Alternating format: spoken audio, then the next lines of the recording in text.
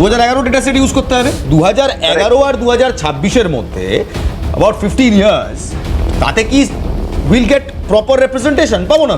একেবারেই না, অনেক তফাৎ। তাহলে আমার প্রশ্ন তড়িঘড়ি কেন?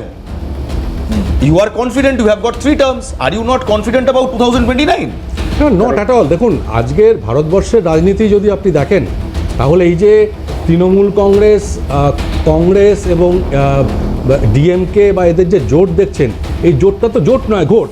আমি তো ওদের বলবো, আপনাদের যদি এতটাই যদি একতা থাকে, তৃণমূল কংগ্রেস আর সিপিএম, আপনারা পশ্চিমবঙ্গে বসে একটা প্রেস কনফারেন্স করুন একসঙ্গে অন নারী বিল। করছেন না কেন? আমার সঙ্গে অমিতাভ সিংহ রয়েছেন, কংগ্রেসের মুখপাত্র। আমি তাকে জিজ্ঞেস করবো, দেখুন যে কথা বলা হচ্ছে যে আজকে কংগ্রেস এবং তৃণমূল মিলিয়ে নারী সুরক্ষা কিংবা নারীর অধিকারকে একসঙ্গে কুণ্ঠিত করেছে, একসঙ্গে সেটার বিরোধিতা করেছে, কি বলবেন? প্রথমত, নারী শক্তির বিরোধিতা করা হয়নি। আমরা পরিষ্কারভাবে বলতে চাই, আমরা 2023 সালে যে পাস করা যে বিলটা মহিলা সংরক্ষণ, তাতে পরিষ্কারভাবে বলা ছিল 2026 সালের পরে যে জনগণনা হবে এবং একই সাথে জাতি গণনা হবে, এই ব্যবস্থাটা হয়ে যাওয়ার পর 2017 সালে আমরা তার উপরে সংরক্ষণটা করব। এবং তখনই বলা হয়েছিল 2034 সালে। তখন বরঞ্চ কংগ্রেস প্রশ্ন করেছিল কেন 2029-এ নয়। 2018 সালে রাহুল গান্ধী একটা চিঠি দিয়েছিল এই নারী সংরক্ষণের ব্যাপারে। আজকে বারবার বিজেপি যে কথাটা বলতে যাচ্ছে, মানে লোককে ভুল বোঝাতে চাইছে যে আমরা নারী সংরক্ষণের বিরোধিতা করেছিলাম। নারী সংরক্ষণের আমরাই তো পায়োনিয়ার। রাজীব গান্ধীর আমলে তো 1/3 নারীদের জন্য সংরক্ষণের কথা উনি প্রথম বলেছিলেন।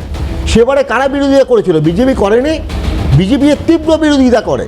এবং পরবর্তীকালে আমরা নরসিংহ রাওয়ের আমলে 1992 সালের 73 এবং 74 নম্বর সংবিধানের সংশোধনী এনেছিলাম এবং সেখানে পুরসভা এবং পঞ্চায়েতে 1/3 রিজার্ভেশন করেছিলাম। ফিরে যান 1950 সালে, আম্বেদকর তখন আইনমন্ত্রী, হিন্দু কোড বিল কি বলা ছিল তাতে? হিন্দু নারীদের জন্য বিবাহ, সম্পত্তির অধিকার এবং ডিভোর্স সব সমান হবে, পুরুষদের যা হবে মহিলাদেরও তার হবে। বিজেপি তার তীব্র বিরোধিতা করে, হিন্দু মহাসভার বিরোধিতা করে, RSS বিরোধিতা করে। আজকে তারা বলছে নারী সংরক্ষণের জন্য তাদের প্রাণ কাটছে, তারা রাজনীতিকরণের জন্য বলছে। এক মিনিট, আমাকে শোটা একটু এগিয়েও নিয়ে যেতে হবে। আমি একটা খুব বেসিক প্রশ্ন আছে এবং সেই প্রশ্নটা আমি চার্লস বাবুকে করতে চাই, যে the women's reservation bill of 2023 কিংবা নারী শক্তি বন্দন অধিনিয়ম, যেটা লোকসভাতে যখন পাশ হয়েছিল, এটা সবার জেনে রাখা দরকার। ভোটস ইন ফেভার 2023 সালে, ভোটস ইন ফেভার মানে দ্য আইস 454, 454, এবং এই বিলের বিরোধিতা করেছিল মাত্র 2জন এমপি। তাদের নামও আমি বলবো, তারা কোন দল করে সেটাও আমি বলবো।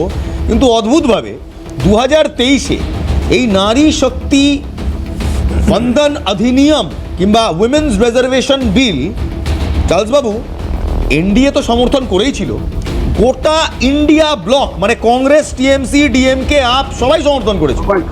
এবং যারা দুজন এর বিরোধিতা করেছিল তাদের একজনের নাম আসাদুদ্দিন ওয়েসি, আরেকজনের নাম ইমতিয়াজ জুয়েল, দুজোই AIMIM এর সদস্য। অদ্ভুতভাবে এই AIMIM কে বিজেপির বি টিম, বিজেপি শাখা সংগঠন। স্যার আমাকে একটু আমার কাজটা করতে দিন না। তাদের দুজনকে বিজেপির বি টিম বলা হয়, কি বলবেন? দেখুন, প্রথমেই আমি আমার কংগ্রেসের যে প্রতিনিধি আছেন ওনাকে একটি কথা স্মরণ করিয়ে দিতে চাই। একটু আগে উনি আম্বেদকরের কথা বলছিলেন, তো এই আম্বেদকরের কথা কংগ্রেসের মুখে মানায় না। তার কারণ আম্বেদকরের মৃত্যুর পরে বডিটা দিল্লি থেকে মুম্বাইতে পাঠানো হয়েছিল ওনার বিধবা স্ত্রীকে। এমনকি সেই যে প্লেনে পাঠানো হয়েছিল, সেই প্লেনের ভাড়াটা নেহরু, আমরা আবার ওই আমি আপনি শেষ করি থেকে স্ট্যাটাসে চলে গেছি। Let's come back to the main course. আপনারা যখন sir please let's not get into this. একদম fade down, let's not get into this. আমার খুব ঠিক আছে বোঝা গেছে। আমার সহজ প্রশ্ন স্যার, আমার খুব সহজ প্রশ্ন। 2000 আজকে এটা নরেন্দ্র মোদীও বলেছেন, গতকালকেও নরেন্দ্র মোদী বলেছেন যে তৃণমূল কংগ্রেস, ডিএমকে এরা বিরোধিতা করছে নারী সংরক্ষণ বিলে কিংবা উইমেন্স রিজার্ভেশন বিলে।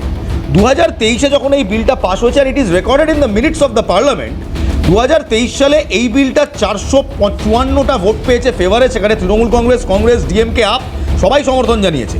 রাজ্যসভায় 214টা ভোট পেয়েছে, এগেনস্টে একটা ভোটও পড়েনি। যখন এরা সবাই সমর্থন করলো 2023 এই বিলটা, এবং এখন যখন সমর্থনটা বেসিক্যালি ডিলিমিটেশনের এগেনস্টে, তাহলে এই ন্যারেটিভটা কোথা থেকে আসছে যে 2023 সালে পাশ হওয়া নারী সংরক্ষণ বিল যাতে তৃণমূল ডিএমকে কংগ্রেস সবাই সমর্থন করলো, আজকে তারা ডিলিমিটেশন সমর্থন করছে না বলে রাতারাতি তারা নারী বিরোধী হয়ে গেল? না, একেবারে পার্লামেন্টে রেকর্ডেড। বিষয়টা এরকম না, এটাই তো বিষয় দেখা যাচ্ছে। এক মিনিট, আপনাকে ব্যাপারটা আরো সহজ করে দিই।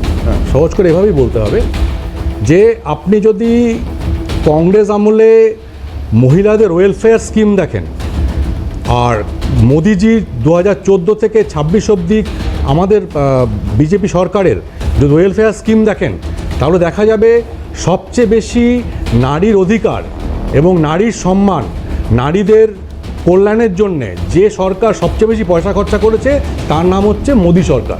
অতএব মোদি সরকারকে যদি কেউ নারী বিরোধী বলে, তাদের প্রথম কথা মনে রাখতে হবে যে আপনারা নারীদের সম্মান দেননি কখনো। সোনিয়া গান্ধী ছিলেন, একটা সময় সরকার চালিয়েছেন, সোনিয়া গান্ধী মহিলাদের জন্য ওয়েলফেয়ারের জন্য কী স্কিম এনেছেন? একটা স্কিম দেখান তো, কোনোদিন করেননি। কিন্তু দেখা যাচ্ছে যে ইউপিএ যে সরকারটা ছিল 4 থেকে 14 সাল 10 বছরে যে ওরা যে খরচা করেছিল তার 5 গুণ খরচা আমরা, তার 50 গুণ খরচা আমরা বেশি করেছি মোদিজি থেকে।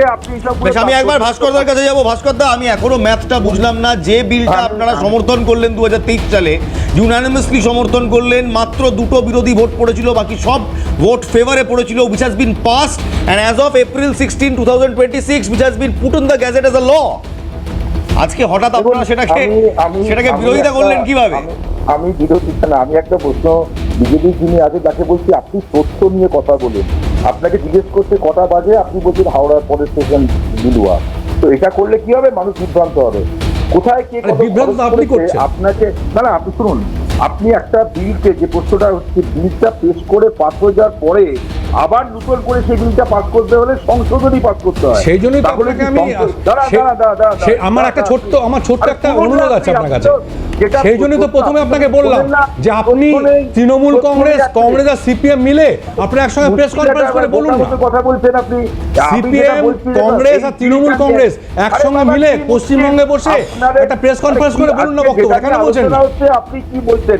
আপনি এক কাজ করুন না, আপনি গরুর গোয়াল থেকে গ গ করে ডাক কারুন না, তাহলে তো ভালো হয়। এটা কি কথা? প্লিজ আমরা সবাই একটা সুস্থ আলোচনা করছি। It's a family debate. Please maintain the decorum. আমি বললাম গোমাতাকে সঙ্গে নিয়ে আপনারাও একটা সাংবাদিক সম্মেলন করুন। গোমাতা, খণ্ডপিতা, বিজেপির প্রতিনিধি বললেন যে একটা প্রেস কনফারেন্সের কথা। তিনজন মিলে কংগ্রেস, ঠিক আছে, একসঙ্গে পশ্চিমবঙ্গে বসে। এখন আপনি কোথায় বলবেন, আপনি কি বলবেন? এক মিনিট, দেখুন, আমাদের যে বিষয়টা নিয়ে সংসদে কালকে পেশ করা হয়েছিল, যে প্রশ্নটা বারবার করা হচ্ছে যে নারী সংরক্ষণের জন্য যে বিলটা পাস হল সেটা এখনো অ্যাপ্লিকেবল করছেন না কেন, এই প্রশ্নটার উত্তর দেননি। 1, 2 হচ্ছে সেন্সাস ছাড়া, আপনার জনগণনার রিপোর্ট ছাড়া 850টা হবে না 870টা হবে, এই ডিলিমিটেশনের তথ্যটা 2011 সালের জনগণনার উপরে ভিত্তি করে হতে পারে কি 2026-এ এসে? দেখুন ভাই, দিল্লিতে কুস্তি আর পশ্চিমবঙ্গে দোস্তি এসব আর চলবে না। প্রসঙ্গে থাকুন, মানুষ বুঝে গেছে। 4 মে 4